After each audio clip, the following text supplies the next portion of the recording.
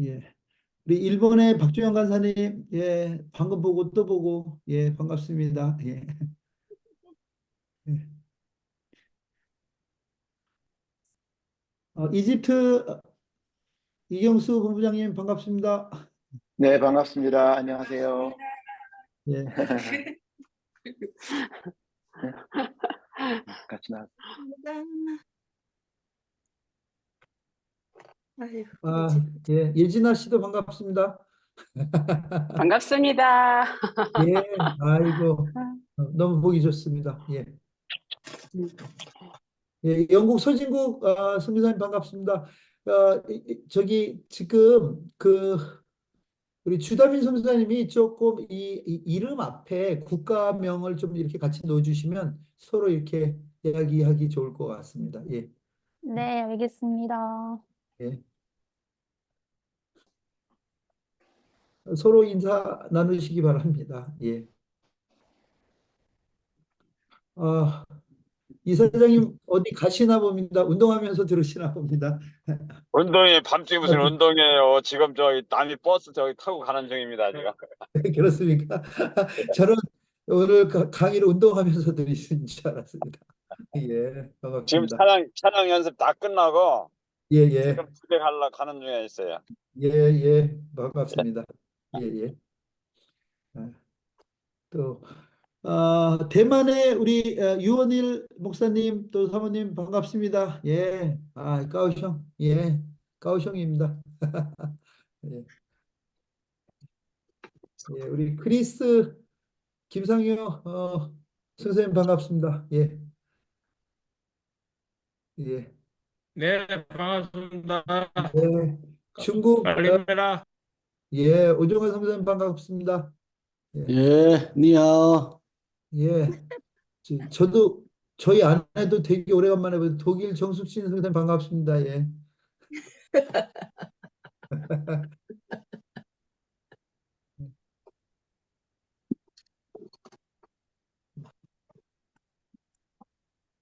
자, 사무총장님 시작해 주시기 바랍니다. 예, 시간 이제 된 것 같습니다. 예. 네, 안녕하세요. 브링업 인터내셔널 이킵 세븐, 저희가 세븐 밸류에 대한 오리엔테이션을 지금부터 시작하도록 하겠습니다. 함께 해주신 모든 분들에게 감사드리고 하나님의 은혜가 있기를 축복합니다. 우리 이 모든 걸 시작하기 전에 영국의 서진국 본부장님께서 이 모임을 위해서 기도해 주시겠습니다. 기도하겠습니다.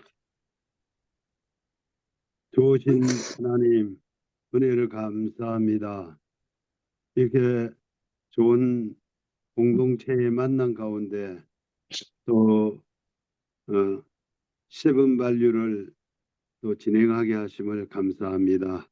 모든 것이 주께 있사오니 주께서 모든 길을 인도하시고 또 이 미팅을 통해서 저희가 서로 기뻐하며 감사하며 또한 새로운 비전을 나누는 귀한 시간 되게 하여 주시옵소서. 모든 것들을 성령께 맡겨드리옵니다. 성령께서 주장하시고 또한 저희들에게 말씀하여 주시옵기만을 간절히 바라고 원합나이다. 세미나 기간 동안 저희들에게 비전도 주시고 말씀도 주시고 주님의 귀한 은혜를 경험하기를 원합니다. 모든 순서를 주께 위탁드리며 감사하며 예수님의 이름으로 기도드리옵나이다. 아멘. 아멘. 네, 감사합니다.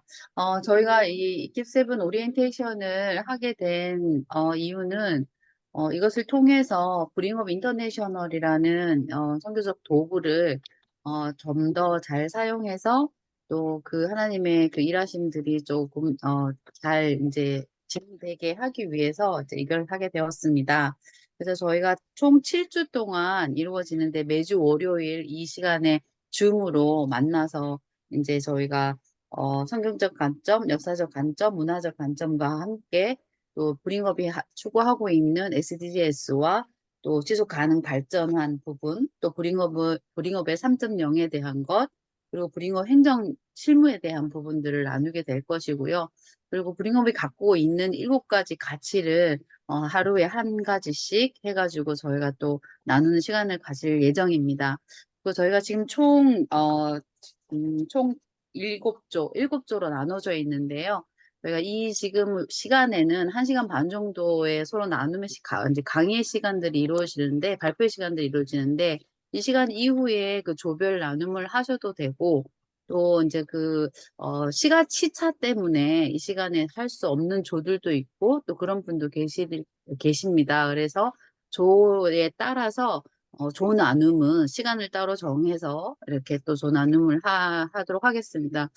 부탁드리고 싶은 것은 이것을 들으시면서 브링업에 대해서 조금 더 깊이 생각해 주시고, 또 브링업이 어떻게 이제 움직여 갔으면 좋겠다라는 이런 고민도 함께 해 주시면서 브링업의 가치가 어떻게 세워지기를 바라시는지가 이 시간에 조금 더 이렇게 잘 정리되어지고 서로 잘 알아갈 수 있는 그런 시간이 되었으면 하는 바람입니다. 그리고 질문이 있으시면 언제든지 이제 질문을 해 주시고요.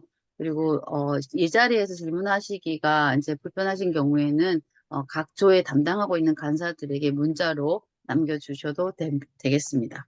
오늘은 첫날로 오리엔테이션 이제 하는 날입니다. 그래서 신승철 브링업 인터내셔널 대표님이 이제 이 시간 이후로 진행해 주시도록 하겠습니다. 신승철 대표님 말씀해 주세요. 그 대표 소개를 좀 잘 해주면 되게 좋을 텐데 대표 강사 네, 소개. 저 다시 대표님 소개를 하겠습니다. 저희 신승철 대표님께서는 얼굴이 무기이시고요. 어디에 가시든지 너무 잘생기셔서 사람들에게 호감을 갖고 계신 대표님이십니다. 대표님이 갖고 계신 어, 얼굴보다 더, 네. 더 큰 장점은 정말 말씀을 아주 잘 전하신다는 것입니다. 죄송합니다. 제가 말을 잘못 존경하는 짚은 거. 신승철 대표님을 소개하겠습니다. 큰 우리와 같은 박수로 웰컴해 주시기 바랍니다. 예, 예, 반갑습니다. 예, 저는 독일에서 사역하고 있는 신승철 선교사입니다.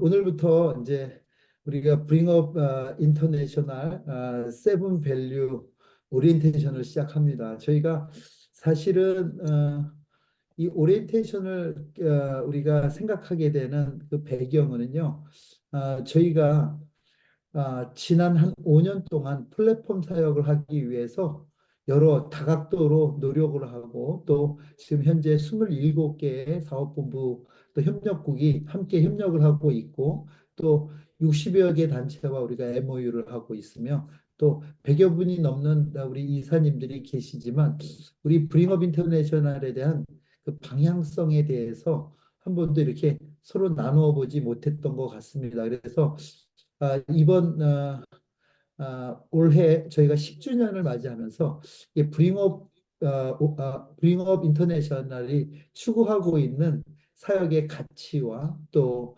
사역의 내용들을 함께 나누고자 이런 자리를 마련했습니다. 그래서 함께 해주신 여러 나라의 우리 동역자님들 너무너무 감사하고요.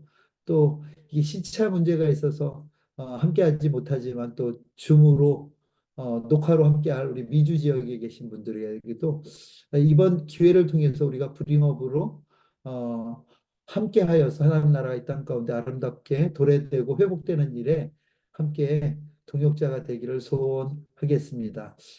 지난 2023년에 저희는 나고야에서 저도 오늘 나고야에서 막 도착하자마자 이렇게 강의를 하는데 그 지속 가능성에 대한 주제를 가지고 포럼을 했습니다. 그래서 서스테너빌리티라는 제목을 갖고 저희가 했습니다. 여러분 잘 아시듯이 이 서스라는 이 접두사는 아래에서 또 테인하면 유지하다 그래서 어떤 떠받치는 힘 뭐 이런 뜻을 갖고 있는 유지 가능성 하는 이런 의미를 가지고 있는 단어입니다. 그래서 지난해 12월 우리가 나고야에서 포럼을 하면서 우리가 어떻게 이 일을 주님 다시 오시는 그날까지 지속 가능할 수 있을까에 대한 논의들을 참 많이 했습니다. 팬데믹 이후에 선교 단체들도 또 교회들도 또 우리와 협력하는 많은 기관들도 참 어려움에 봉착돼 있는 것이 사실입니다. 그런 가운데 우리가 어떻게 하는 이 사역이 멈춰지지 않고 주님 다시 오시는 그날까지 지속 가능할까에 대한 논의들을 나눴습니다. 그러면서 우리가 지난해 에, 어떤 각 조가 이 일에 대해서 토의하고 또 나누고 해서 결론적으로 우리가 삼았던 하나의 그 단어가 주제가 있었는데 바로 인터커넥션이라고 하는 상호 연결에 대한 그런 부분이었습니다. 그래서 올 한 해는 이 인터커넥션이라는 제목을 가지고 우리가 1월부터 12월까지 그 연결, 그 상호 연결이라는 뜻을 가지고 우리가 계속해서 이 주제로 사업들을 함께 하고 있습니다. 제가 이 연결에 대한 상호 연결에 대한 말씀을 찾았습니다. 제가 성경을 보다가 이 말씀이 딱 들어오는데 야, 바로 올해 우리가 이 말씀을 주제로 하면 참 좋겠다 하는 생각을 갖고 에베소서 2장 20절에서 22절의 말씀을 찾았습니다. 누가 이 말씀을 좀 읽어 주실까요? 예, 누가 김현정 권사님 들어와 계십니까? 예.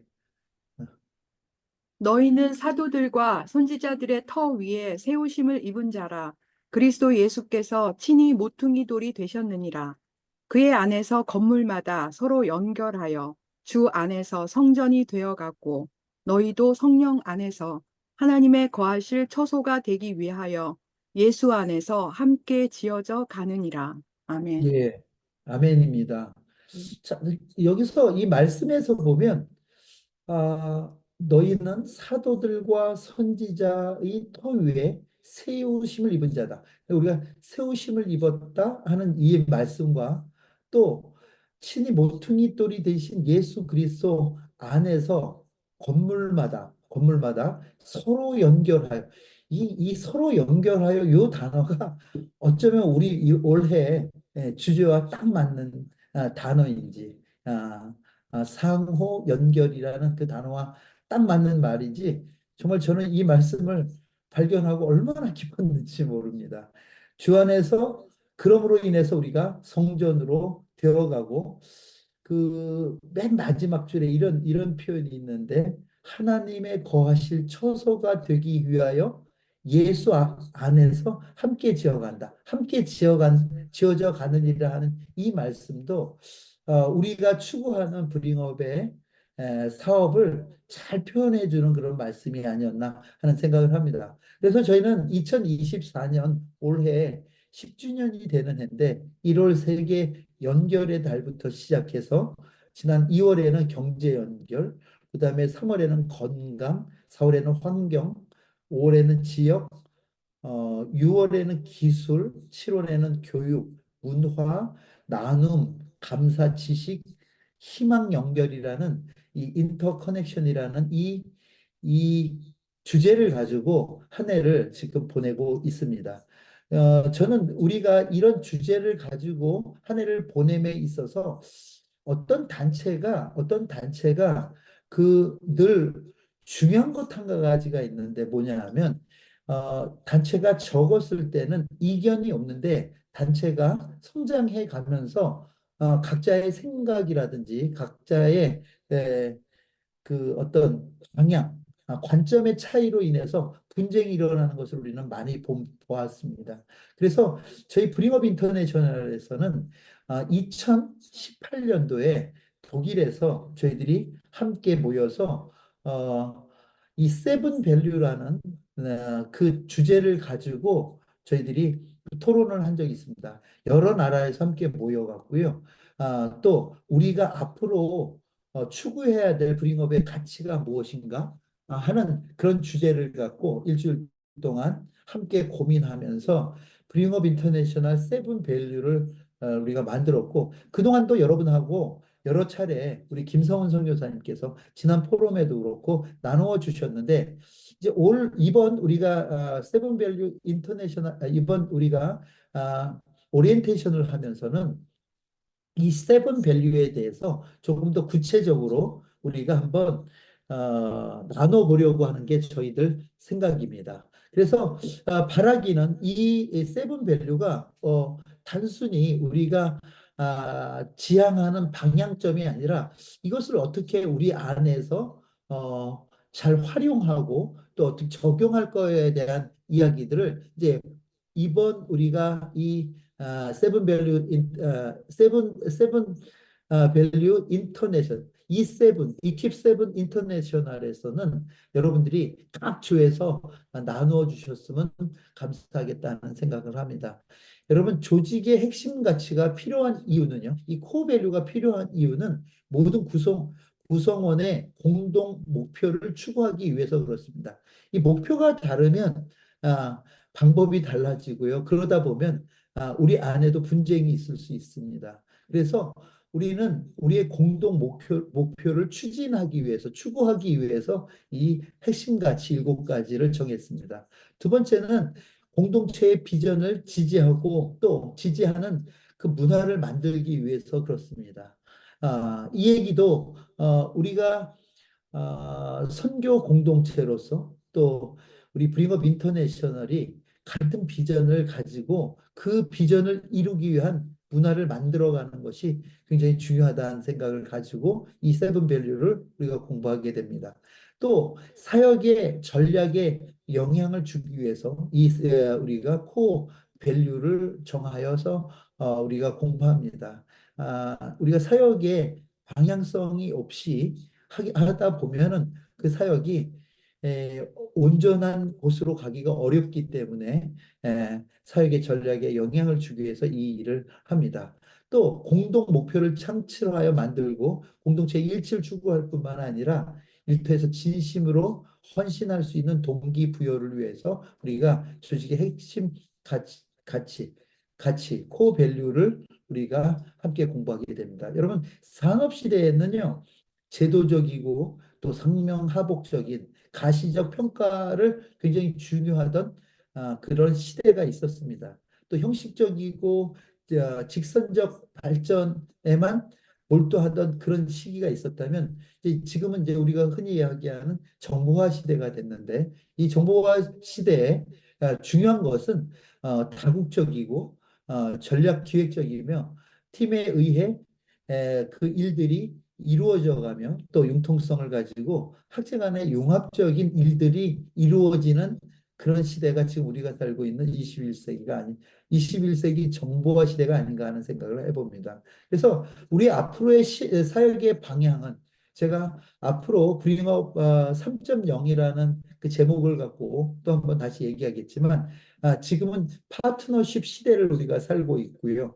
예전같이 돈을 들여서 조직을 관리하는 그런 시대가 아니라 네트워킹을 통해서 서로가 파트너가 돼서 함께 성장한 상생하는 그런 시대다 할 수 있습니다. 그래서 저희 프리업 인터내셔널도 지난 5년 동안은 이 플랫폼 기조의 선교 또 NGO로서의 역할을 하기 위해서 그런 어떤 틀을 만드는 일을 그동안 준비하고 있었고요. 또 이것을 통해서 선교의 어떤 영향력을 가지려고 합니다. 또한 미래 사역의 방향은요, 공식, 포멀이 아닌 non-formal한 그런 non-formal한 사역의 방향을 갖습니다. 예전에는 제도적인 교육 또 제도적인 어떤 기관에서 일들을 이루어 갔지만 지금 선교지의 상황도 이제는 많이 바뀌었습니다. 어떤 제도권 내에서의 어떤 활동보다는 비제도권 내에서의 결실이 더 많은 그런 시대를 살고 있기 때문에 저희들이 지금은 이전과 다른 그런 모습으로 사역하려고 하고 있습니다. 그리고 이제는 저희가 브링업 인터내셔널 자체가 주체가 되어서 사역을 한다기보다는 이제는 저희가 주체가 되는 게 아니라 저희는 흔히 얘기하는 퍼실리레이터라고 그러죠. 우린 촉매제가 돼서 사역하는 현장을 지원하고, 그래서 저희들이 과감하게 한국 본부 혹은 국제본부라는 단어를 쓰지 않고 저희는 지금 한국 지원 국제지원센터라는 단어를 쓰고 있습니다. 이 얘기는 각 사업본부 혹은 협력국에서 하는 사역을 우리가 지원하고 어떤 촉매로서의 역할들을 해가는 것이 저희의 사업의 목적이기도 하다 하는 것을 말씀드릴 수 있겠습니다. 어,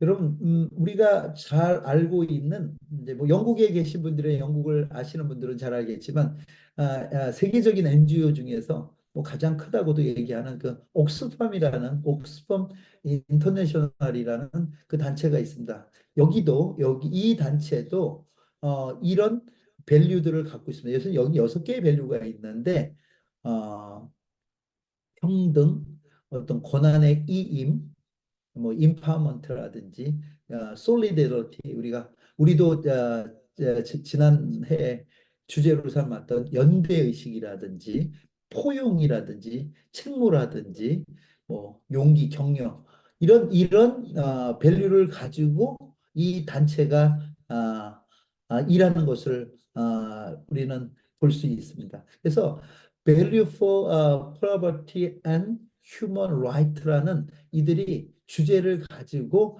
그 단체를 오랜 동안 또 세계적인 영향력을 가지고 끌어왔던 것을 봅니다. 자, 그렇다면 우리 브링업 인터내셔널의 밸류는 무엇일까요?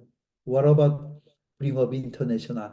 하는 이 질문 앞에 우리도 서게 되고, 또 이 질문 속에서 저희도 We have seven value. 이제 오늘부터 우리가 7주 동안 보게 되는 7가지 밸류들을 우리가 함께 가지면서 이 밸류들이 우리 사역 안에, 여러분 각 나라의 사역 안에 녹아나야 우리가 지금 같은 추구하는 지향점이 같다 할 수 있습니다. 그래서 저희들이 지난 2018년에 세운 그 밸류의 내용은 이렇습니다.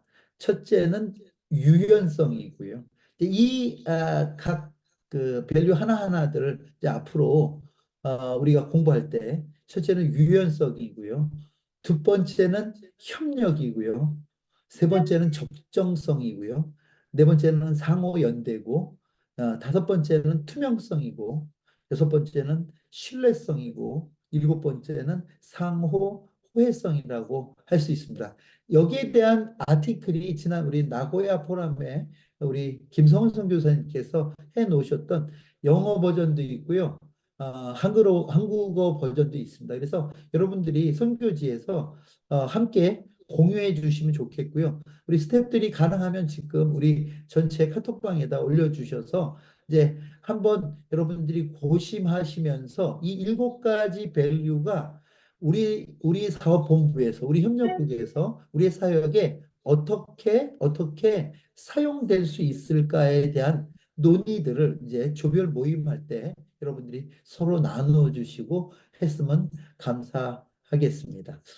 자, 그래서 우리 브링업 인터내셔널은요, 이 7개의 가치를 가지고 이 가치가 우리 사역 안에 녹아내리고, 또 이 가치를 실현함으로 인해서 우리가 최종적인 목표인 하나님 나라가 이 땅 가운데 다시 도래되고 회복되고 완성되는 그 일에 우리가 미력 하나마 힘을 더하는 그런 단체로 발돋움하기를 소망합니다. 자, 오늘 저희들이 그 2018년에 이런 사명 선언문을 우리가 만들었습니다. 이건 브링업이 만든 사명 선언문인데요. 브링업 인터내셔널은 국제 조직으로서 국제 구호, 총체적 개발과 문화 교류를 통하여 더 나은 공동체를 구현하도록 참여자들을 격려하고 협력한다 하는 이런 사명 선언문을 만들었고요. 미션 스테이트먼트를 만들었고요. 또 거기에 따른 일곱 가지 밸류, 지금 이야기하고 있는 유연성과 협력, 적정성, 상호 연대와 투명성, 신뢰성과 상호 호혜에 대한 얘기들을 했습니다. 이제 이것들이 기초가 되어서 여러분 이거 현장에서 여러분들이 적용하고 또 이 가치가 잘 실현될 수 있도록 이번 우리가 7주간의 그 나눔을 통해서 여러분들이 브링업이 진일보하는 그런 기회의 시간을 만들어 주시면 감사하겠습니다. 자, 오늘 그 첫 번째 그 밸류로 뭐 유연성에 대한 강의를 우리 그 김형민, 이형민 우리 브링업 인터내셔널 지원센터 이형민 팀장이 오늘 발표해 주도록 하겠습니다.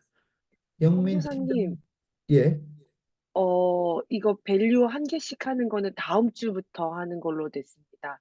시간 그렇습니까? 관계상, 네. 예, 예, 그렇게 했습니까? 그럼 예, 그렇다면 그렇다면 여기까지 혹시 질문이 있습니까?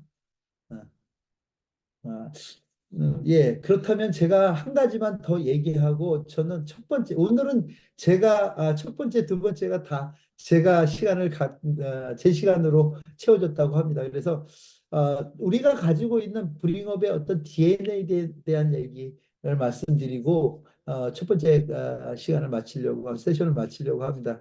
제가 브링업 인터내셔널을 10년 이렇게 해보면서 한 중간쯤 해서 하나님께서 제게 주신 마음인데, 예, 이 브링업 인터내셔널이라는 저희 단체 이름의 이니셜을 따서 이렇게 만들어 보았습니다.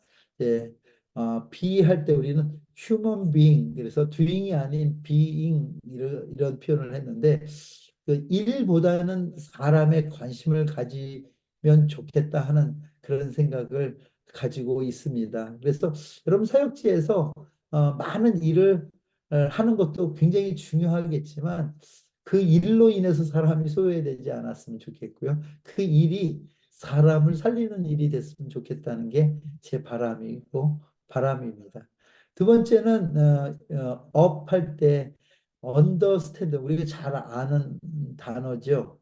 그래서 mutual understanding이란, 그러니까 여러분 이 사역이 아닌 사랑하는 삶, 이 이해라고도 우리가 이게 언더스탠드, 아래 서다 이런 표현이기도 한데 우리 사역이 내세워지기보다는 우리가 그 사람을 사랑하는 그런 삶을 살으면 좋겠다 하는 이런 생각을 합니다. 마지막으로 인터내셔널의 I는 인터퍼스널입니다. 그래서 저희가 추구하는 것은요, 저희 브링업 인터내셔널 저희 지원센터는 헤드쿼터가 돼서 여러분에게 어떤 사역에 대한 오다를 드리기보다는 오히려 플랫폼이 돼서 지원센터가 돼서 여러분 나라와 나라를, 도시와 도시를, 세대와 세대를 이렇게 연결하는 그런 역할을 하겠다는 것이 이 관계라는 뜻인데, 인터퍼스널, 예, 그 관계하겠다는 것이 저희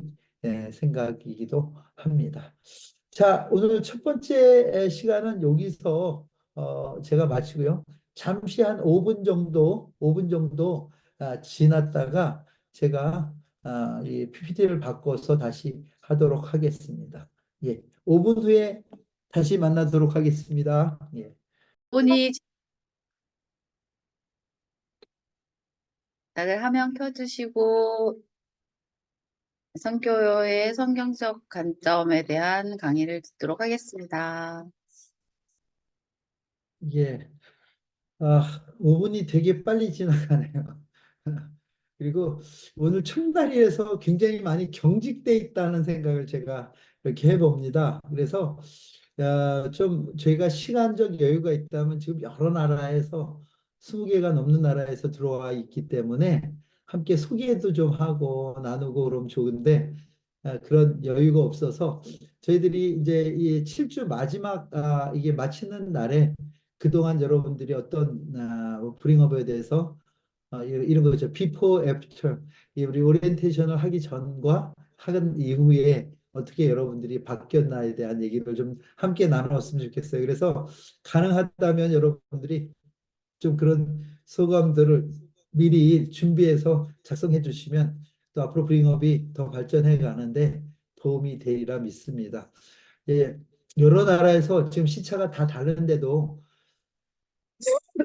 함께 해주셔서 감사하고 또 사역이 있으셔서 또 여러 가지 불가피한 이동간에 있기 때문에 못 하시는 분들도 계시는데 그런 분들은 또 저희하고 처음에 시작할 때 약속하기를 그 녹화본을 갖고 하기로 이야기가 됐습니다. 그래서 이번에 우리가 어떤 면에서 브링업 인터내셔널이라는 한 단체가 공통 분모를 이렇게 같이 만들어가는 그런 기회로 이번 이 시간들을 가졌으면 좋겠습니다.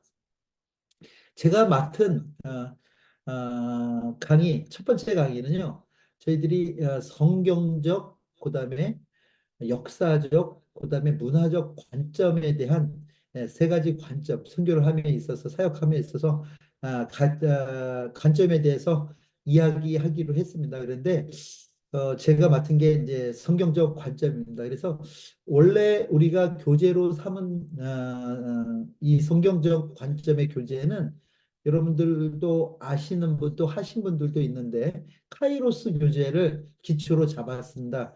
그런데 이제 이 카이로스 교재가 우리가 알다시피 이전에 MP라든지 미션 퍼스펙티브스라든지 ME라고 하는 미션 익스포저라든지 이런 그동안의 선교 훈련의 교재의 하나의 큰 틀이었습니다. 그래서 제가 볼 때 많은 선교사님들이 그 특별히 성경적 관점에 대해서는 많이 이 부분을 다루셨다고 생각해서 제가 선교의 성경적 7가지 관점이라는 이 제목은 이것은 제가 그동안 국내외 여러 선교학교라든지 선교에 대한 강의를 할 때 제가 하던 강의를 가지고 여러분과 함께 나누려고 합니다. 이게 각자 나라의 시간이 다르기 때문에 저도 가능하면 저에게 주어진 1시간 내에 이제 이 성경적 관점을 여러분과 함께 나누려고 합니다. 그리고 굳이 막 촬영하고 하지 않아도 되는 것은 여러분들이 원하신다면 끝나고 이 PPT를 PDF 파일로 제가 우리 같이 있는 방에 올려서 공유하도록 하겠습니다. 그러니까 미리 할 걸 그랬나요? 제가 지금 이게 생각이 짧아갖고 예. 이 화면은 공유하겠습니다. 그러니까 잘 들어주시고 이해해 주시기를 바라겠습니다. 이런 성경학에서 이런 표현이 있습니다. The task remaining, 이 남은 과업이라는 게 있습니다. 이 이야기는 무슨 이야기냐면 예수 그리스도께서 2000년 전 이 땅에 오신 이후에 여러분 정말로 놀라운 전진이 지난 2000년 동안에 있었습니다. 여러분 헌신자들이 전혀 없었던 2000년 전 그 상황 12 제자들 또 120 문도가 성령을 받고 그 이후에 전개된 이 기독교의 역사는 참으로 놀라우리만큼 큰 진전을 가져왔습니다. 여러분 이 인구의 2.5%로 이 기독교가 성장하는데 약 18세기가 걸렸습니다. 1900년이 걸렸다는 이야기입니다. 그리고 나서 다시 그 2.5%의 5배, 2.5%의 배인 5%로 성장하는 데는 70년이 걸렸습니다. 그래서 이때를 18세기, 19세기를 위대한 세기라고 우리가 부르는 그 이유도 그런 의미가 있습니다. 그리고 다시 5%에서 11.2%로 성장하는 데는 약 30년이라는 시간이 걸렸습니다. 그런데 비극적인 현실은 아직도 이 지구상에 있는 약 20억이 넘는 인구들이 복음과 격리되어 있다는 것이 우리에게 남은 과업이라고 할 수 있습니다. 그래서 우리는 모일 때마다 이런 찬양하죠. 축복송. 당신은 하나님의 언약 아래 있는 축복의 통로, 당신을 통하여서 열방 all nation입니다. 주께 돌아오게 되리, 주께 예배하게 되리. 우리는 예배 때마다 이런 찬송을 하고 있지만 과연 우리 크리스찬들이 열방이 주께 돌아오며 예배하는 그 일을 위해서 살고 있는가? 이 축복의 통로가 되고 있는가를 생각할 때 참 여러 가지로 특별히 이번 팬데믹을 지나고 나서는 더 아쉬움이 많은 그런 상황이 아닌가 하는 생각을 해봅니다. 여러분, 선교의 어떤 상황과 과제에 대한 얘기들을 우리가 이렇게 보면 여러분 대형 선교 단체들의 사역이 많이 둔화됩니다. 저희 선교 자문위원으로 계신 우리 김성훈 선교사님, 위클리프 같은 경우에도 영국에 있는 위클리프 그 뭐죠 센터를 매각하는 지경이 일어났다고 얘기합니다. 또 그 외에도 우리가 알고 있는 외기라든지 이런 대형 선교 단체들이 예전과 같지 않다는 얘기를 종종 우리는 왕왕 듣고 있다는 것입니다. 그러나 또 감사한 것은 이 대형 선교단체들이 아니라 교회 중심의 선교가 활성화되는 것, 이것은 사실입니다. 그런데 이 문제도 여러분 이 팬데믹 이전과 이후에는 또 다른 양상을 보여주고 있습니다. 그래서 지금 이전과는 달리 이전에는 각 단체가 추구하는 그 목적에 중심하여서 사역을 했다면 이제는 단체와 교회 간의 어떤 네트워킹이 그 어느 때보다 지금 강조되는 그런 상황이고요. 이제 이 이전에는 저도 두 번째 텀 나갈 때 AAP라는 데서 훈련을 받고 나갔습니다. 그러니까 이 전도 종족 입양본부라는 데서요. 그런데 그때는 한참 그게 붐같이 일었었어요. 그래서 저도 제가 있었던 필리핀에 약 80개 정도 미전도 종족이 있다는 것을 발견하고 그중 가장 메이저인 마노브 종족을 타켓으로 들어가서 사역했던 경험이 있습니다. 그런데 지금은 이런 미전도 종족 운동에서 전방 개척 선교 운동으로 이제 바뀌어 가고요.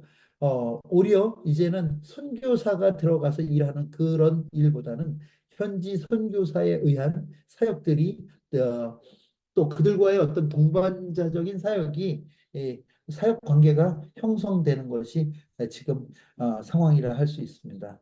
뿐만 아니라 지금은 디아스포라 선교가 크게 대두되고 있는 상황입니다. 또 우리가 지금 우크라이나라든지 이 전쟁 또 지금 우리가 얼마 전에 겪었던 코로나 19이라든지 이런 전염병의 그런 문제들이 지금은 그 난민 혹은 이주민에 대한 이슈들을 크게 만들었습니다. 여러분, 우리나라 출생률이 뭐 세계 하위라고 얘기하는 뉴스를 우리는 왕왕 들었을 것입니다.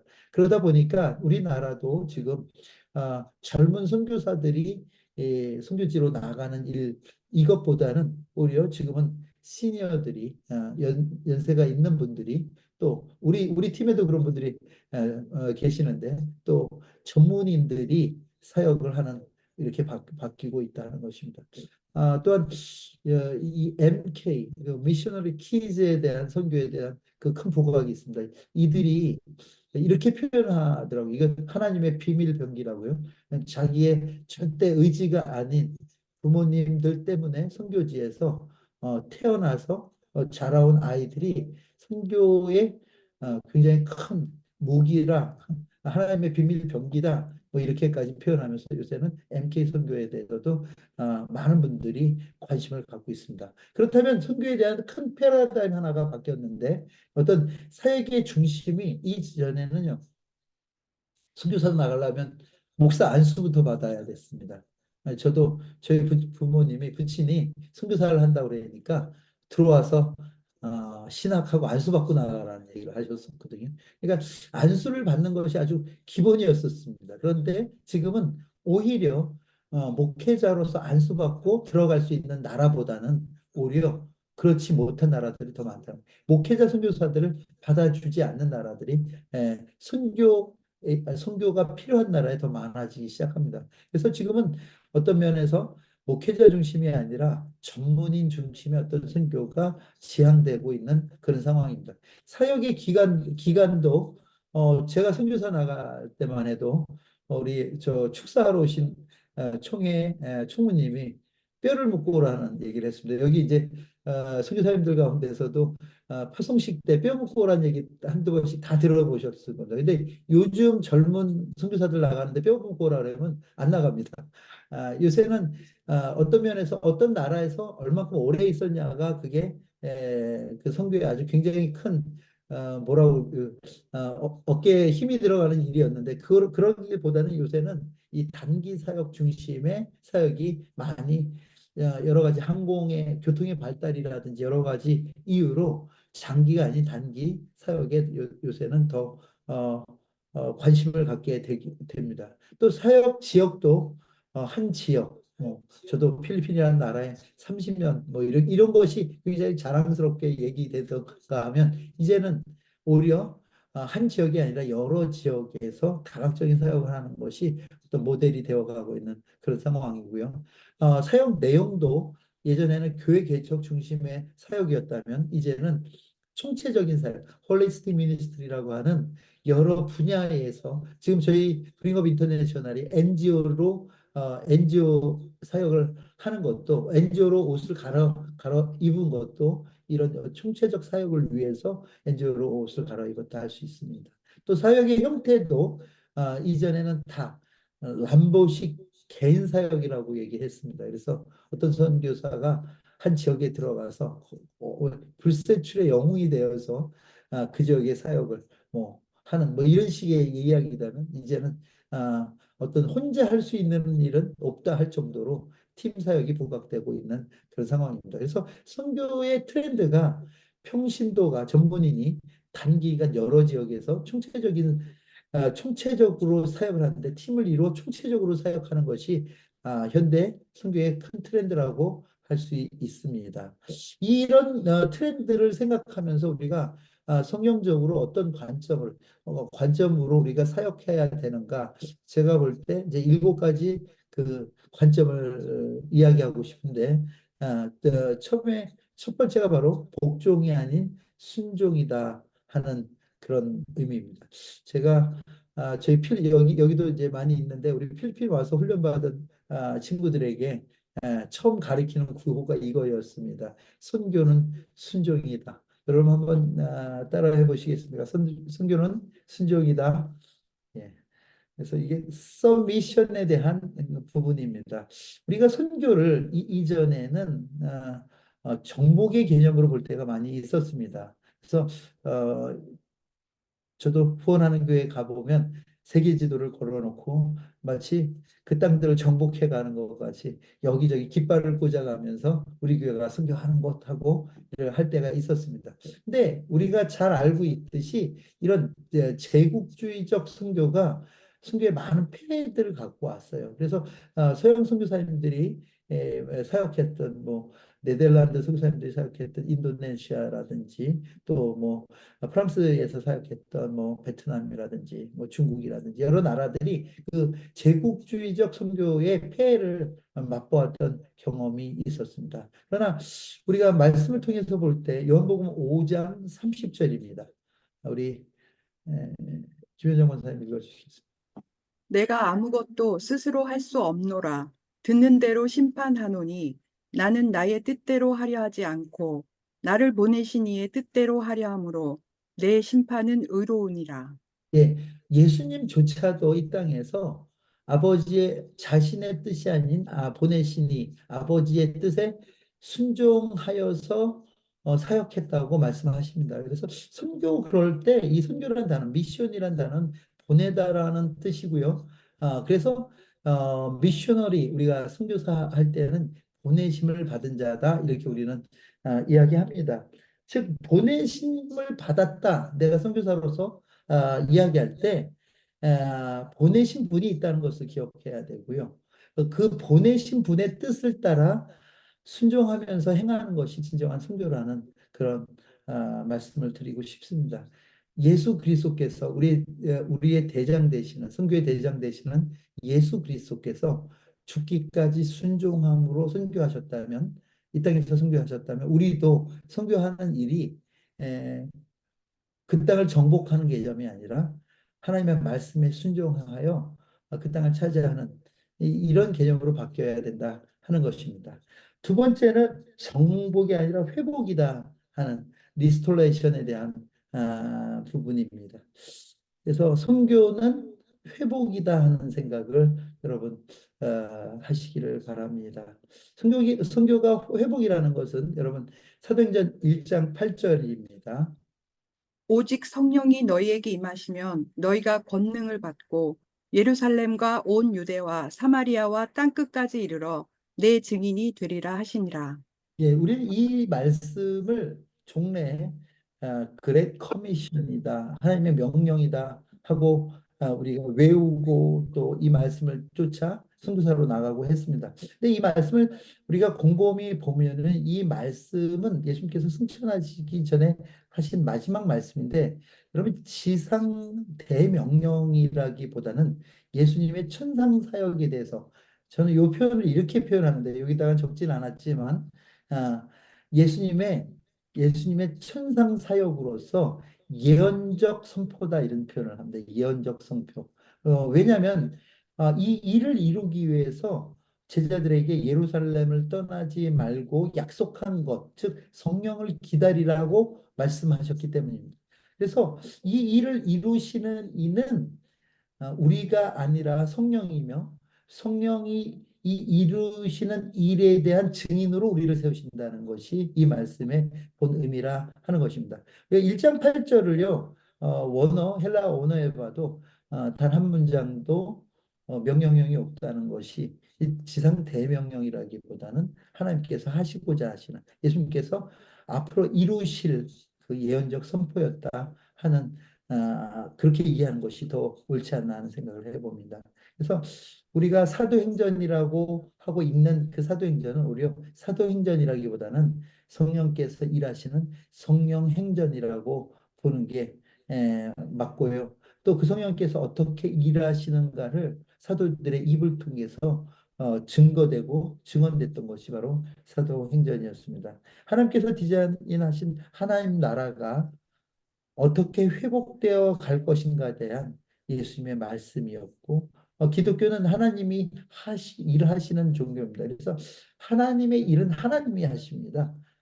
이것은 무엇을 통해서 하나님께서 하나님의 일을 하시냐면 우리의 순종을 통해서 일하시고, 또 그것을 통해서 이 땅 가운데 우리가 잃었던 하나님의 나라를 하나님께서는 회복해 가신다는 것을 여러분 기억하시길 바랍니다. 복음은 우리를 위하여 하나님이 하신 일이 복음이지, 우리가 하나님을 위하여 하는 일이 복음이 아니라는 것을 여러분 기억하시고요.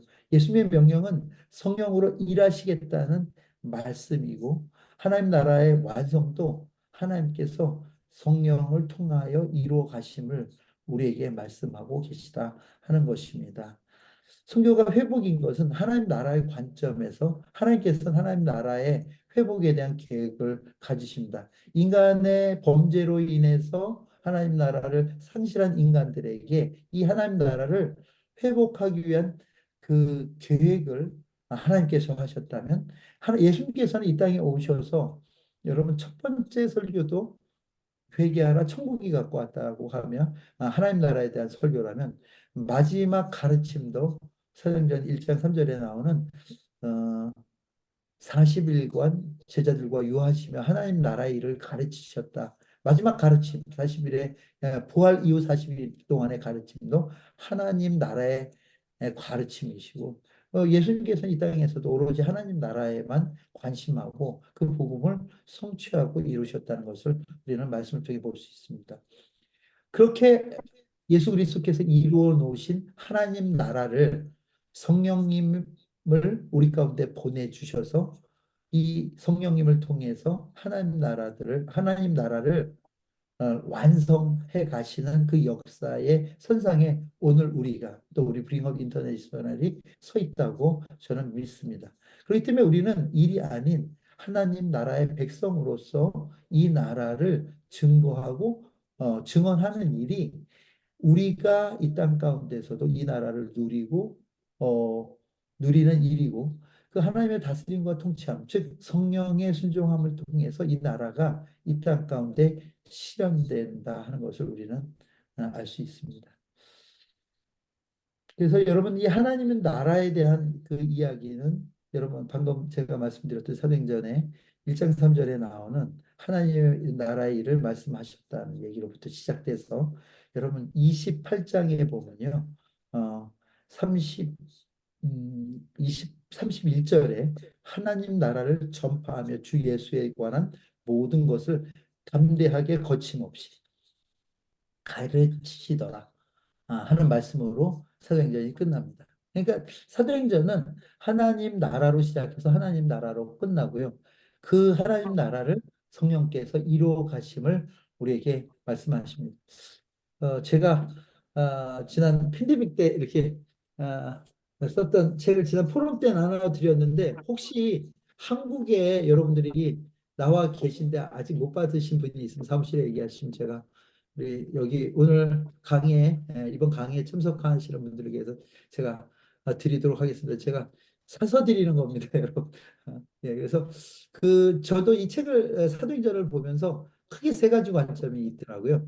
하나님 나라로 시작해서 하나님 나라로 끝나는 하나님 나라에 대한 관점이 있고요. 두 번째는 아까 말씀드렸듯이 인간이 하는 것이 아니라 성령께서 시작하셔서 성령께서 그 일을 이루어 가시는 성령 행전이라는 관점. 또 그렇다면 인간의 역할이 무엇입니까? 우리에게 묻는다면 우리의 역할은 다른 게 아니라 바로 그 하나님께서 하나님 나라를 땅 가운데 회복시키기 위하여 하신 일에 대한 증인으로 우리를 세우시더라 하는 것이죠. 이런 관점으로 155편 6개월 동안에 묵상을 쓴 건데 혹시 필요하신 분이 있으면 사무실에 얘기하시면 제가 드리도록 하겠습니다. 세 번째는 우리가 선교를 이러면 하나님 나라의 확장이라는 표현을 많이 쓰는데 확장이라기보다는 완성이라는 개념 속에서 우리가 이해하는 게 참 좋겠다 하는 생각합니다. 넓혀 나가고 그 일을 우리가 끝없이 계속하는 일이 아니라 우리가 가능하다면 이 일을 빨리 마무리를 줘야 되는데요. 완성시켜야 되는데요. 그 완성이 어떻게 되는지 한번 봐야 돼요. 그래서 선교는 완성이다 하는 그 fulfillment라고 이제 영어 단어를 굳이 쓴다면 쓸 수 있는데요. 이 얘기는 마태복음 24장 14절입니다.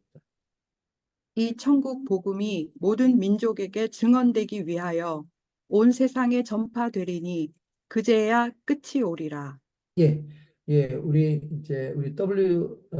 브링업 인터내셔널의 전신이었던 우리 WMC 출신들은 뭐 이거 못 외우는 사람 없을 정도로 다 외우는 말씀이기도 합니다.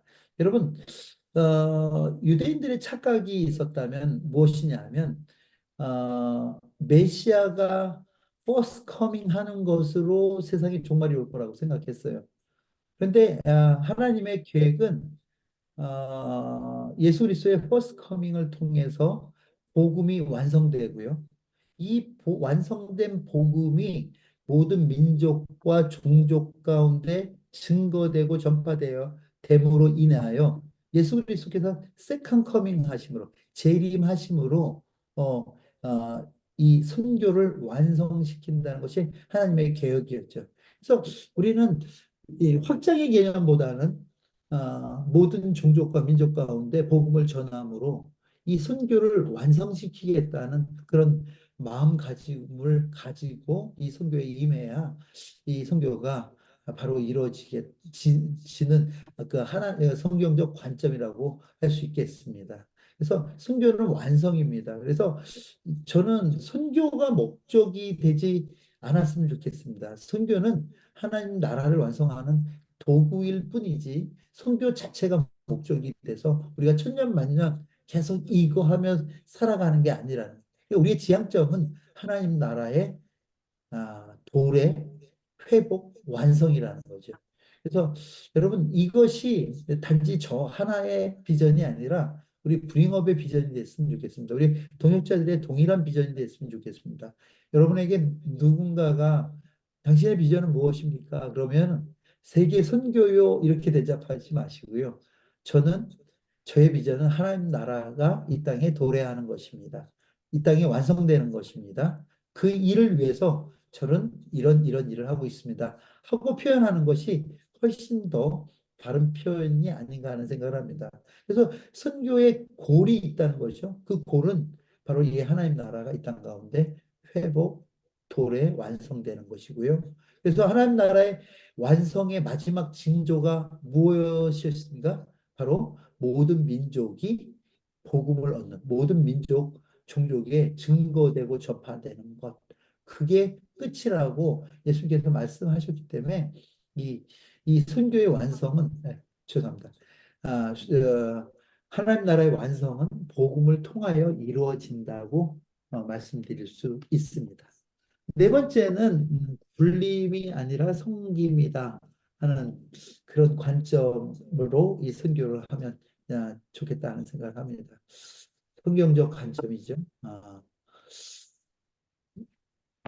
로마서 1장 9절입니다. 내가 그의 아들의 복음 안에서 내 심령으로 섬기는 하나님이 나의 증인이 되시거니와 항상 내 기도에 쉬지 않고 너희를 말하며. 여러분 보면은요, 성령에 의한 섬김, 예수님도 이런 말씀하시지 않습니까? 지금 방금 그 바울의 말이지만 예수님도 내가 이 땅에 온 곳은 섬김을 받으러 온 곳이 아니라 섬기러 왔다 하고 표현합니다. 그래서 여러분, 우리가 이 땅 가운데 섬기는 그 일은 이 땅에 가난하고 헐벗은 자에 대한 동정심 혹은 긍휼에 대한 것이 아니라, 아, 여러분, 하나님께서 예수 그리스도께서 우리를 섬기심으로 죽기까지 복종하심으로 순종하심으로 우리를 섬겨 주심으로 우리가 의로워졌다면, 이건 즉 하나님의 행하신 일로 우리가 의로워졌다면, 우리가 우리가 이 땅에서 하는 사역도 그 그리스도의 의로우심을 본받아 하나님과 관계되어서 행하는 것이 의로운 일이 된다는 것입니다. 여러분, 저희가 NGO 한다고 하니까 착각할 때가 많이 있습니다. 어떤 착각을 하냐면 사회 사업을 한다고 생각하는 그런 분들도 있습니다. 물론 우리가 국가나 사회적으로 표방하는 것은 국제 NGO이기 때문에 그것을 드러내고 하지만, 저희가 이 일을 하는 것은, 우리가 NGO를 하는 일은 누가 저에게 왜 NGO를 하십니까? 이렇게 물는다면 저는 영혼 구원을 위해서요, 이렇게 대답하고 싶습니다. 우리가 빙업 인터내셔널이라는 국제 NGO를 우리가 사역하는 이유는 다른 게 아니라 하나님께서 사랑하시는 그 영혼을 구원하시기 위해서 우리가 일을 한다는 것을 여러분 기억하시기를 바랍니다. 그래서 우리가 사역자에서 섬길 때 주님의 마음으로 섬겨야 된다고 믿습니다. 근데 주님은 섬김을 받으러 오시지 않았듯이, 섬기러 오셨듯이 우리도 그 땅에 보내심을 받았다면 그 땅에 섬김 받으러 간 것이 아니라 섬기러 갔다는 것을 잊지 말아 주시기 바랍니다. 우리 종교가 다른 종교와 다른 것이, 여러분 사도행전 17장에 보면 28절에 보면 이제 그를 힘입어 살며 기동하며 존재한다는 말씀이 나와요. 그런데 이 얘기는 바울이, 여기 우리 아테네 선교사님도 계시는데 바울이 아덴에서 설교하면서 한 얘기 아닙니까?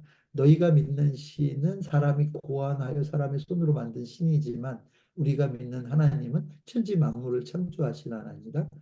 너희가 믿는 그 신은 인간의 희생과 섬김을 요구하지만 우리가 믿는 하나님은 인간을 위하여 섬기시고 천지 만물을 창조하신 그 손으로 제자의 발을 닦이시는 그 예수님의 본 뿐만 아니라 십자가의 죽으심으로 희생하심으로 우리를 살려내는 그 희생이 오늘 우리를 살게 하였다면 우리도 선교지에서 섬김과 희생으로 죽기까지 순종하며 살아가는 것은 자명한 일이라고 생각합니다. 목숨을 내어주는 그 섬김이 우리 가운데 필요하고, 사람에게 하듯 하지 않고 그것이 하나님과 관계돼서 하나님께 하듯 하는 것이 우리의 섬김의 내용이라고 할 수 있습니다. 에베소서 6장 6절에서 8절입니다. 눈가리만 하여 사람을 기쁘게 하는 자처럼 하지 말고 그리스도의 종들처럼 마음으로 하나님의 뜻을 행하고 기쁜 마음으로 섬기기를 주께 하듯 하고 사람들에게 하듯 하지 말라. 이는 각 사람이 무슨 선을 행하든지 종이나 자유인이나 주께로부터 그대로 받은 줄을 알미라. 네, 아멘. 사람에게 하듯 하지 말고 주께 하듯 하라는 그 말씀이 저와 여러분에게 큰 울림이 되기를 바랍니다. 그래서 섬김에도요, 격이 있다는 것을 저는 이렇게 봅니다. 뿐만 아니라 육체적 섬김은 육체적 열매를 낳지만 육적 열매는 결국 자기 의가 되는 것을 많이 봅니다. 저희도 이제 선교지에 오래 있다 보면은 이제 그 하나님, 마땅히 드러나야 될 하나님이 아닌 사람이 드러나게 될 때 참 그동안 해왔던 사역들이 엉망이 되는 것들을 우리는 많이 봅니다. 그래서 사람이 드러나는 사역이 아니라 하나님이 드러나는 사역이 되기를 바랍니다. 그래서 우리의 섬김이 영적이어야 되는데 이 영적이라 하는 것은 하나님과 관계되어진 섬김이어야 되고요. 그 섬김을 통해서 영원히 살아나는 그 역사가 있는 그 섬김이 바로 영적 섬김이라고 할 수 있겠습니다. 다섯 번째로 선교는 희생이 아니라 특권이라는 것을 여러분 프리빌리지라는 이 근데 우리가 선교를 이게 얼마큼 큰 특권인지에 대한 생각보다는 늘 우리는 좀 마이너리티한 마인드가 있는 것 같아요. 저부터도 이렇게 하면 그냥 이게 참 내가 어쩌다 선교사가 돼서 뭐 하면 이게 간혹 나도 모르게 나오는 그 신세 한탄들이 있어요. 제가 우리 후배 선교사님들한테 제발 어디 가서 징징대지 마라. 너 하나님의 대사라고 하는 사람들이 사람들에게 자꾸 징징대면 너를 동정할지는 몰라도 너라 동역하려고 하지는 않을 것이다 하는 얘기를 제가 종종 하였습니다. 그런 것 같습니다. 저희들이 하나님께서 나를 그 땅에 보내셨다면 그 특권 아니겠습니까? 우리가 흔히 하나님의 대사란 표현도 잘 하지 않습니까? 그렇다면 하나님께서 우리에게 주시는 그 특권이 무엇인지를 알고 그 특권을 따라 살아가고 행하는 것이 선교가 아닌가 하는 생각을 합니다. 시편 2편 7절 8절 우리가 잘 아는 메시아 구절이기도 한데요. 봅니다. 내가 여호와의 명령을 전하노라. 여호와께서 내게 이르시되 너는 내 아들이라. 오늘 내가 너를 낳았도다.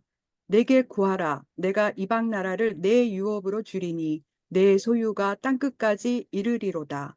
예, 여기 이 말씀은 우리가 잘 알듯이 예수 그리스도를 예표하는 메시아 구절입니다. 그런데 동일하게 예수의 제자된 우리들에게도 하나님께서 주신 말씀으로 받으면 무리가 없지 않나 하는 생각입니다. 우리가 하나님께로부터라면 우리가 하나님의 자녀요 아들이고 또 하나님께서 우리를 낳으신 줄 믿습니다. 뿐만 아니라 우리가 하나님 앞에 구할 때 열방을 유업으로 주시겠다. 또 우리의 소유를 땅끝까지 이르게 하겠다는 하나님의 약속의 예언의 말씀이 아닌가 하는 생각을 합니다. 그렇다면 우리가 하는 일은 특권이다 하는 것입니다. 요한복음 14장 12절에서 14절입니다. 내가 진실로 진실로 너희에게 이르노니 나를 믿는 자는 내가 하는 일을 그도 할 것이요 또한 그보다 큰 일도 하리니 이는 내가 아버지께로 감이라. 너희가 내 이름으로 무엇을 구하든지 내가 행하리니 이는 아버지로 하여금 아들로 말미암아 영광을 받으시게 하려 함이라. 내 이름으로 무엇이든지 내게 구하면 내가 행하리라. 아멘입니까? 예. 아멘. 여러분 이 요한복음 14장은요. 제자들을 떠나기에 앞서 예수님께서 제자들이 예수님이 떠나가는 것에 대한 두려움, 공포가 있으니까 그들에게 안심시키기 위해서 14, 15, 16 이 세 장을 통해서 예수님께서 떠나가시면 다시 오실 메시아, 죄송합니다. 보혜사, 다른 보혜사, 즉 성령님에 대해서 소개하는 내용입니다. 그런데 그 내용에 무엇이라고 되어 있냐면 예수 그리스도께서 아버지 앞에 가는 그것이 우리에게 유익하다는 그 말씀과 그렇게 됐을 때 예수 그리스도께서 하신 일보다 더 큰 일도 우리가 할 수 있다, 하겠다는 그 말씀의 약속의 말씀을 우리에게 하십니다. 또 우리가 구하는 것들을 이루어 주실 거에 대해서 얘기합니다. 그럼 이 말씀이 얼마나 우리에게 주신 큰 특권인지 모릅니다. 즉 성령을 받아 예수 증인으로 살아가는 자들이 이 땅 가운데서 누릴 수 있는 큰 특권이 바로 이 요한복음 14장 12절에서 14절까지의 말씀입니다. 그래서 선교는 특권입니다. 예수 그리스도께서 나를 위해 십자가에서 죽으셨다면 여러분 내가 하는 그 어느 것도 희생이 될 수가 없습니다. 이 말씀은 저의 이야기가 아니라 시티 스터트라고 웩이라는 선교사단체를 만들었던 그 선교사님의 고백이었어요. 그렇죠. 예수님이 나를 위해서 죽으셨는데 내가 살아서 예수를 위해서 하는 일이 어찌 희생이 될 수가 있겠습니까? 그러니까 여러분 우리가 선교사로서 이 땅을 살아가면서 그 선교적 삶을 살아가면서 내가 선교지에서 희생했다 이 표현을 안 했으면 좋겠다는 생각을 해요. 저도 단 한 번도 제가 희생했다는 생각을 해본 적이 없습니다.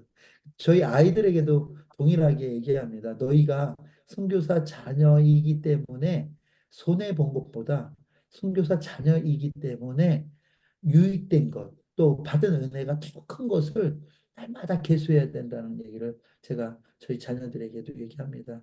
우리가 선교사로 살아가는 것이 우리가 뭐 밥을 얻기 위한, 떡을 얻기 위한 것이 아니지 않습니까? 그 하나님 나라, 그 하나님의 영광을 위해서 우리가 이 땅에서 선교사로 살아간다면 그것은 특권이지 희생이 아니라는 것을 여러분 기억하시길 바랍니다. 하나님은 우리를 자녀 삼으시고 열방을 약속해 주셨습니다. 그렇기 때문에 우리가 지금 열방에 나가 주의 일을 하는 줄 믿습니다. 예수님은 나보다 더 큰 일을 할 것이라고 얘기하셨어요. 여러분 예수님이 얼마나 큰 일을 했는지 우리가 잘 아는데 예수님의 입으로 제자들에게 나보다 더 큰 일을 너희가 할 것이라고 약속해 주셨다는 것은 우리가 그 예수님의 약속을 믿고 이 땅에서 그 특권을 가지고 사역하는 그 일을 예수님도 원하신다 하는 것입니다. 성령님으로 세상 끝날까지 함께 하실 것을 약속하셨다면 지금 내 안에 계신 성령께서 내가 하는 일 가운데 역사하시고 인도해 주실 뿐만 아니라 그 일을 통해서 우리로 하여금 하나님의 영광을 보게 하시는 줄 우리는 믿습니다. 마태복음 28장 18절에서 20절입니다.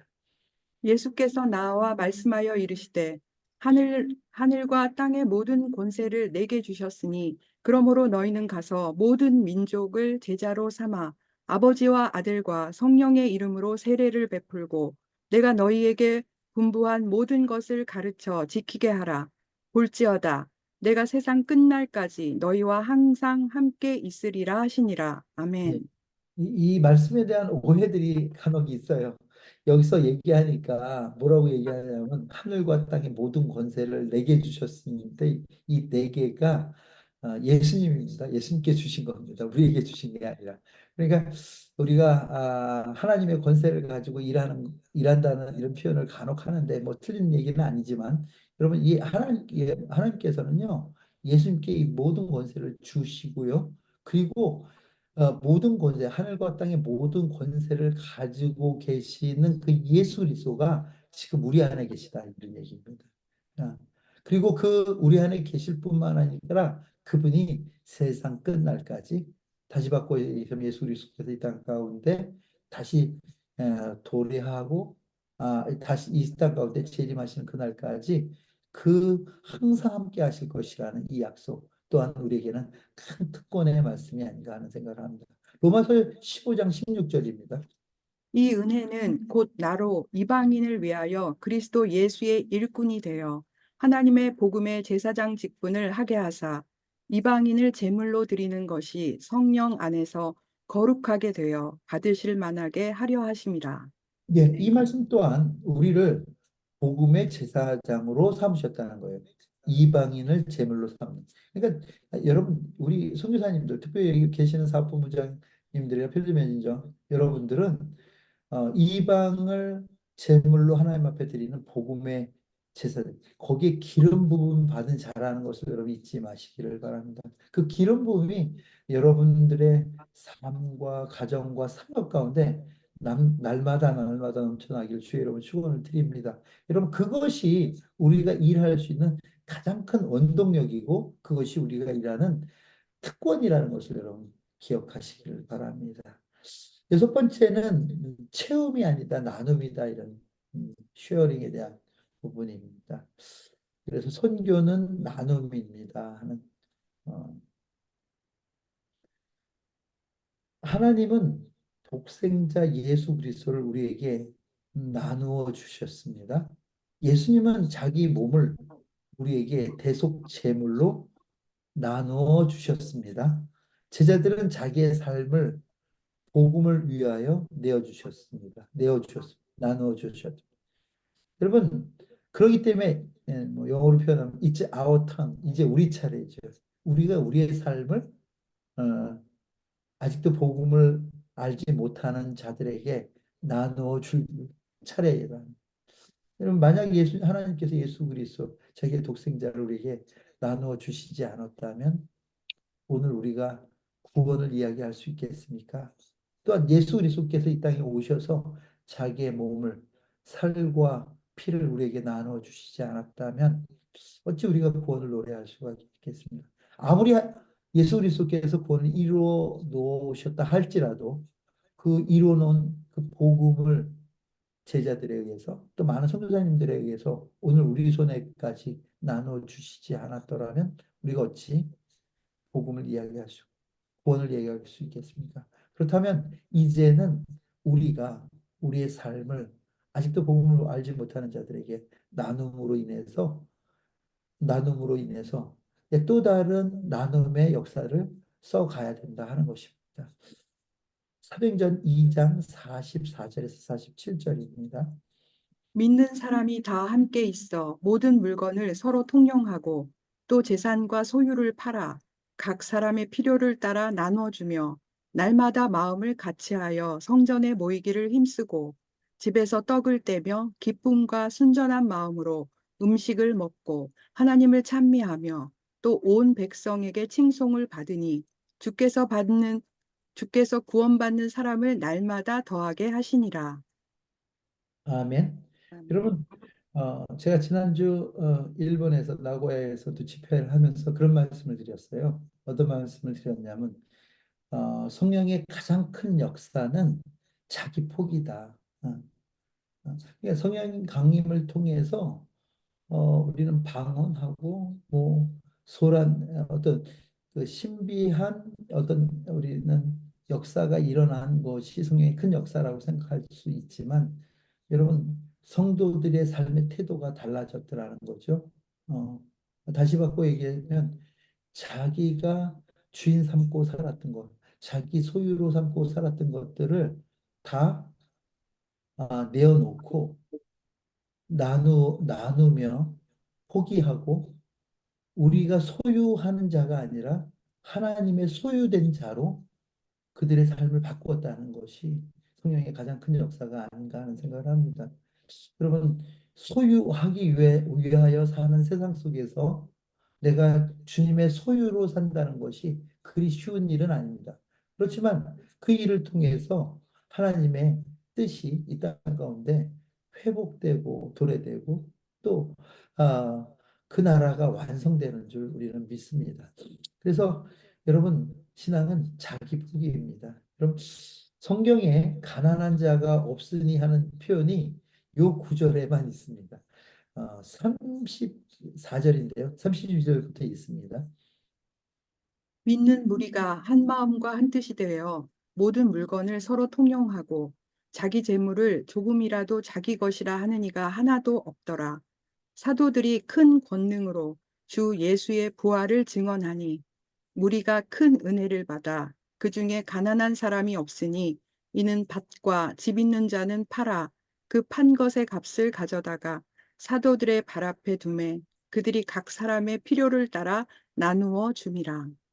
이 나눔이 이루어 놓은 일이 바로 이 땅에 가난한 자가 없더라. 하는 그 일을 이뤄. 그러니까 우리가 나의 것을 소유하며 살아가는 것이 아니라 나눔을 통해서 어, 나눔을 실천함으로 인해서 하나님 나라를 이루고 살아가는 것, 이것이 선교다 하는 것입니다. 마지막입니다. 이제 사역은 일이 아니라 사랑이다 하는 그런 내용입니다. 그래서 선교는 사랑입니다. 예. 여러분, 선교를 저도 꽤 긴 시간 선교사 소리 듣고 살았는데 일로 접근할 때가 가장 위험했습니다. 그 일을 이루기 위해서 사람을 무시하기도 하고요. 그 일을 이루기 위해서 사람을 짓밟기도 하고요. 그 일을 이루기 위해서 사람을 업신여겼던 적이 있었음을 여러분 앞에 솔직히 고백하고 회개합니다. 참 지금 생각하면 참 죄송하고 또 죄송한 일이에요. 우리 현지인들에게 또 함께 사역했던 동역자들에게. 근데 그게 나도 모르게 그런 마음이 있었던 것 같아요.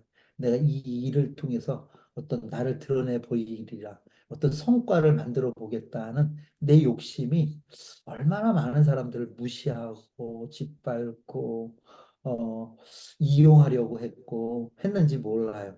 근데 지나놓고 보니까 어, 무엇 때문에 그랬는지가 이해가 안 가는.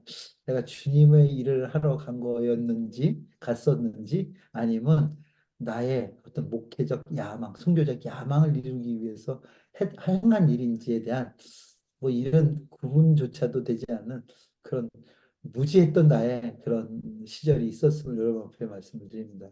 그래서 어떻게 보면 선교는 생명을 다루는 일인데,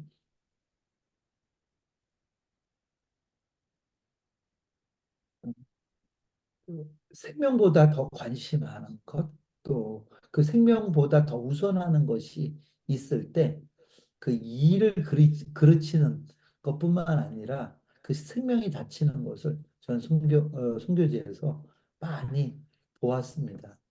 또 지금도 그런 제 모습이 있는 것을, 제 안에 숨어 있는 그런 모습이 있는 것을 또 알고요.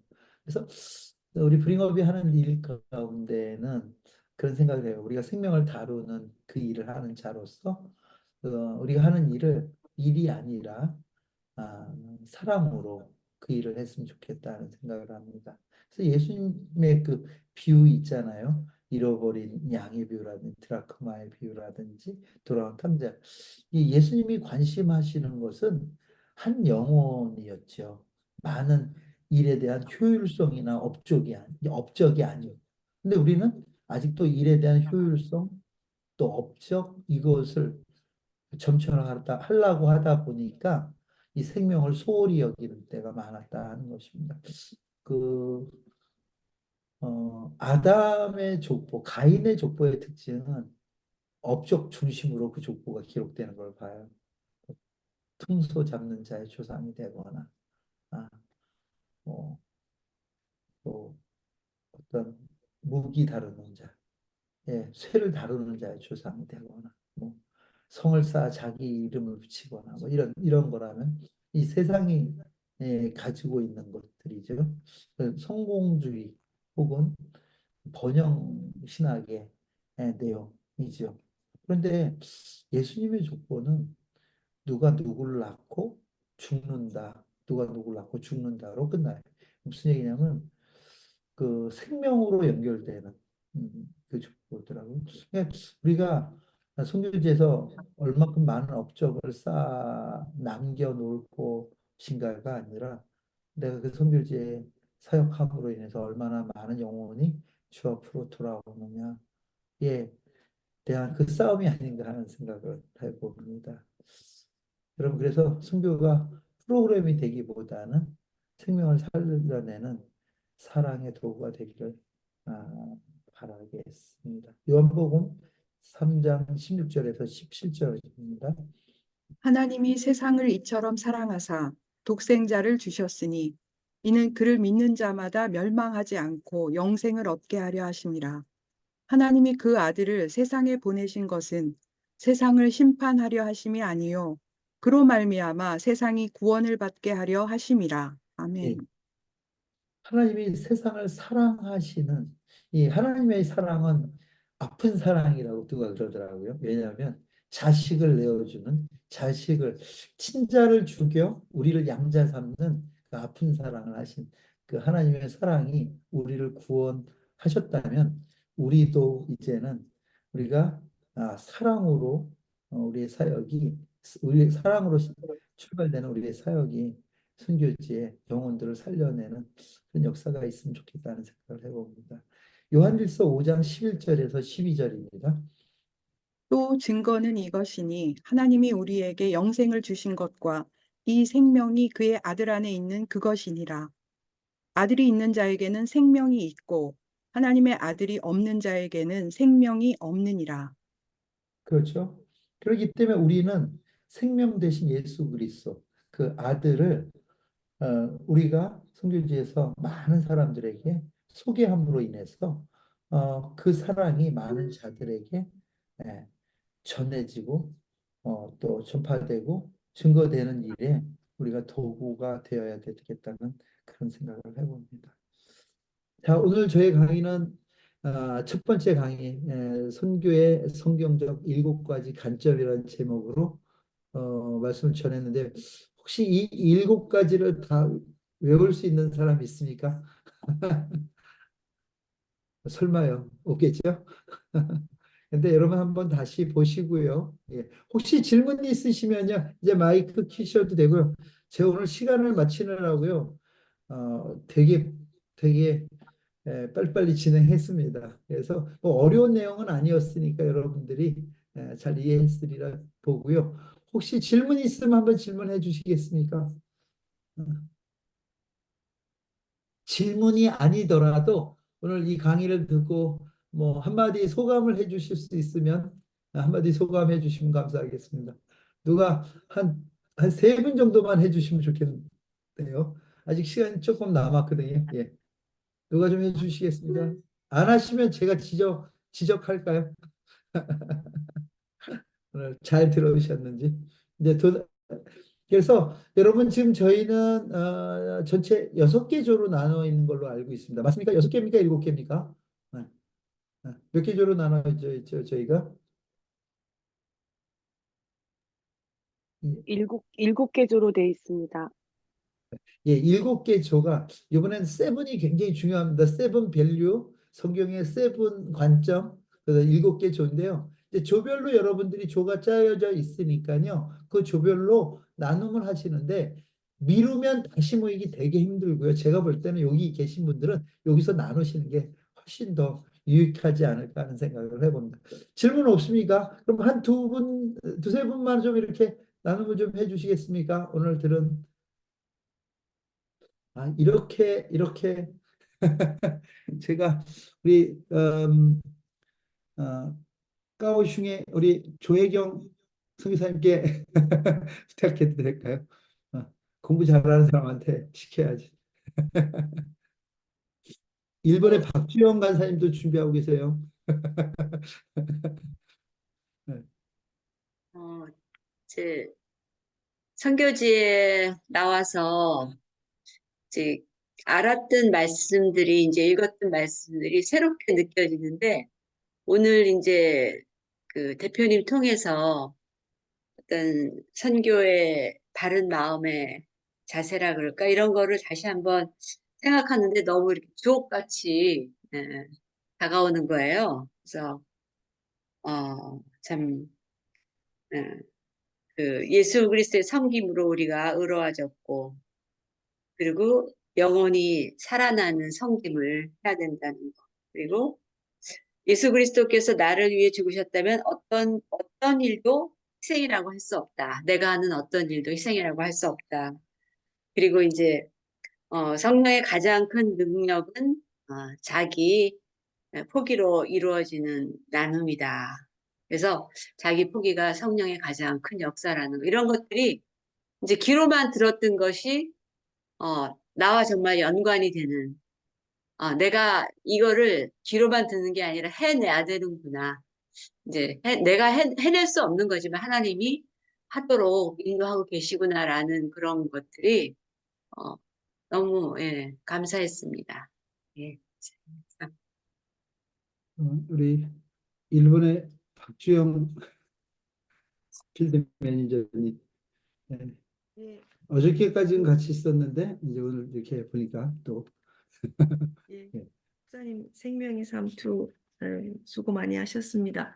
예, 저는 오늘 말씀을 들으면서 저는 사실 이 사역이라는 단어 자체에도 별로 시간적으로 볼 때 짧은 기간이기 때문에 늘 사역이나 이런 일은 목회자가 아니고 하나님의 이 전문 지식을 가진 사람이 아니면 할 수 없는 거라고 생각했는데 오늘 말씀에 이 평신도 뭐 제가 전문인은 아니지만 지금 현재 사역을 하고 있는 일본에서 긴 세월을 살은 평신도로서 그 말씀의 목회자가 아니라도 평신도 중심으로 이 선교를 사역을 할 수 있다는 말씀이 제게 큰 위로와 용기를 주시는 말씀이었습니다.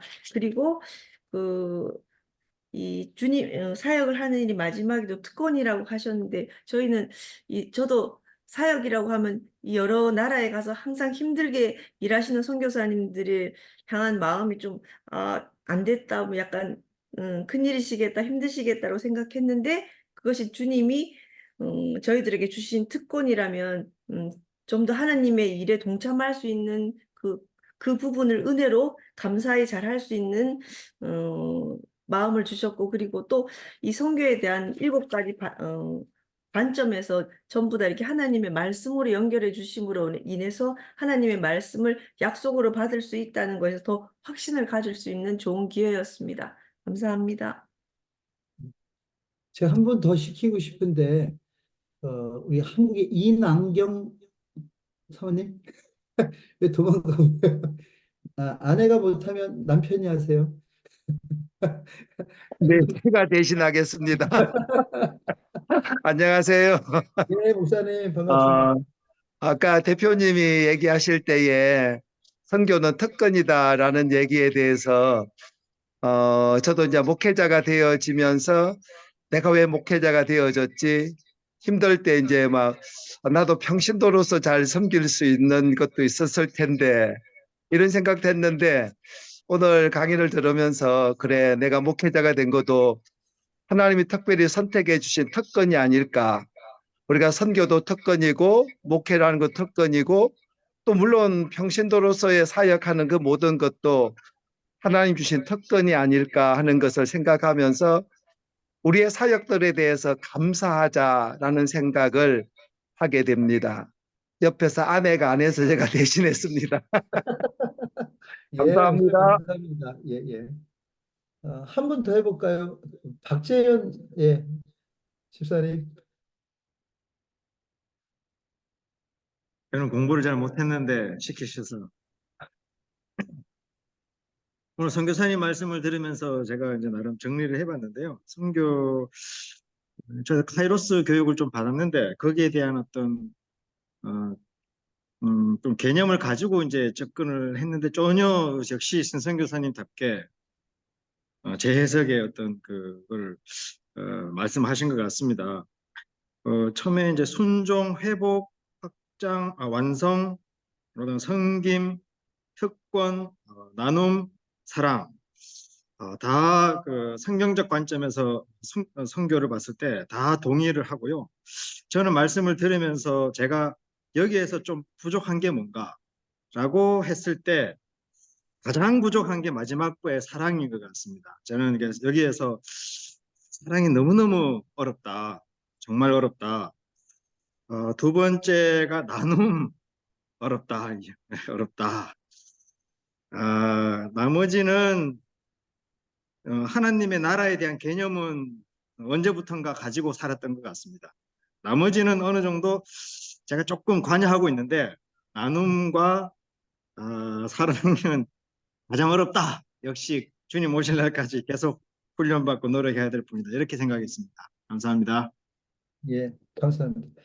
저기 여기 우리 거의 다 한국인인데 여기 몽골의 우리 채기 자매가 다 잘 알아들었다고 하니까 그리고 이제 얼마나 알아들었는가 한번 볼까요?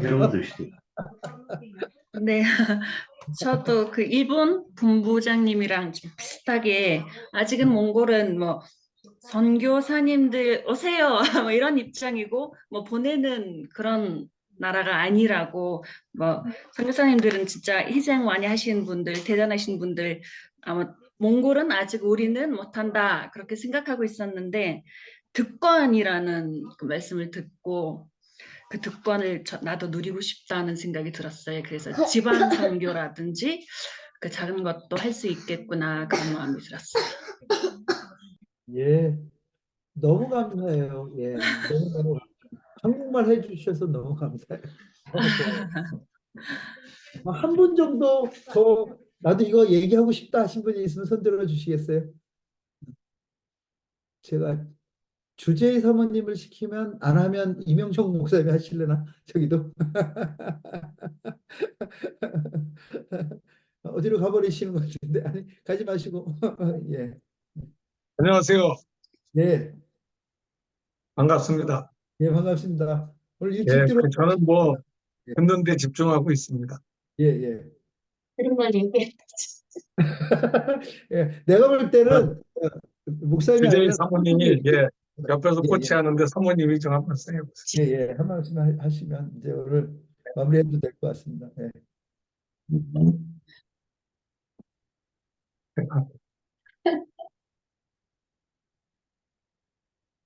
어려우시면 저는 이제 또 말씀을 쭉 들으면서 말씀 쭉 다음에 설교를 시키면 이 내용을 가지고 잘 준비해서 하면 되겠다 이런 생각을 갖게 됐고요. 그 중에서 특별히 그 섬김, 선교는 섬김이고 나눔이고 사랑이다. 일보다도 사랑, 생명을 사랑하는 것이 선교라고 하는 이런 말씀을 통해서 그것은 이 목회에도 똑같지 않나 생각을 합니다. 그러면서 아무튼 말씀이 너무 좋았습니다. 감사합니다. 주제의 사모님 한 말씀 해보세요. 원래 가입해서 들어가지도 않았는데 같이 들어보고 또 아직도 아울리치 결정도 안 돼가지고 근데 이제 말씀 들으면서 목사님 말씀하신 것처럼 또 선교사님 말씀 들으면서 선교나 우리가 교회에서 이런 어떤 사역을 하는 부분에서 사역과 일에 많이 매이고 그럴 때가 있는데 주님의 마음을 알고 사랑의 그 본질이 없어지면 결국 일로 마치게 되지고 그렇기 때문에 정말 주님의 사랑을 잃어버리지 말아야 되겠다. 또 영혼을 사랑하는 그것이 있을 때 한 영혼의 그 귀중한 가치 그것이 국내에 있는 이제 한 성도일지라도 또 외국에 나가서 사역하는 선교사님일지라도 동일한 사역이고 동일한 마음이 아닐까 하는 깨달음을 얻게 되었습니다. 감사합니다. 감사합니다. 예, 여러분 오늘로 끝나는 게 아니라요. 다음 주에는 이제 우리가 이 킵 세븐 밸류 중에서 첫 번째, 두 번째 그 밸류에 대한 공부가 다음 주에 있고요. 그리고 또 다음 주에는 우리 독일의 권누가 선교사님께서 선교의 역사적 관점에 대해서 우리에게 또 말씀을 나눠 주실 겁니다. 그래서 우리 너무너무 오늘 즐겁고 좋은 시간이었던 것 같습니다. 함께 해주신 모든 분 사랑하고 축복합니다. 이 시간 그냥 지금 조가 아마 나누어져 있을 텐데 우리 이경수 선생님 받아서 진행해 주시면 감사하겠습니다. 예. 네, 감사합니다. 선교가 특권이라는 거는 지난 20년 동안 선교사로 살면서 실감했던 부분이라서 이 말씀이 더욱더 감동적으로 들렸던 것 같습니다. 예. 저희가 조가 나눠져 있는데 지금 시간이 9시 40분이에요. 그래서 조별 나눔을 하는 부분이 좀 부담스러운 부분이 많아서요. 그래서 조 나눔은 각 조가 이렇게 시간을 정해서 나누는 걸로 이렇게 저희가 얘기가 됐었습니다. 그래서 혹시 이 자리에서 지금 시작했으니 조로 나눔까지 끝내고 마쳤으면 좋겠다고 생각을 하시는 분들이 계시면 의사 표현을 좀 해주시면 감사하겠습니다. 예. 아, 제가 하나 제안하겠습니다. 우선 7조로 여기 계신 분들을 나눠주시고요. 그 안에서 결정해서 하고 끝내든 다시 모여서 끝내든 하면은 좋을 것 같아요. 그래야 우왕좌왕하지 않지 아, 않을까요? 네, 알겠습니다. 그러면 지금 조 나눔이 가능한가요? 조 나누기? 예, 가능합니다. 그러니까 네, 그럼 속으로 나눠주시기 바랍니다. 네. 여러분들은 가만히 계시고요. 그 소그룹에서 초청이 오면 그냥 여러분 초청 단추를 누르시면 됩니다. 이 초청 단추를요. 예. 네. 가만히 계시고 누르시면 됩니다. 예, 나누게 되면. 예. 초청이 오면. 오늘 함께 해주셔서 너무너무 감사하고요. 예, 다음 주에 뵙도록 하겠습니다. 예.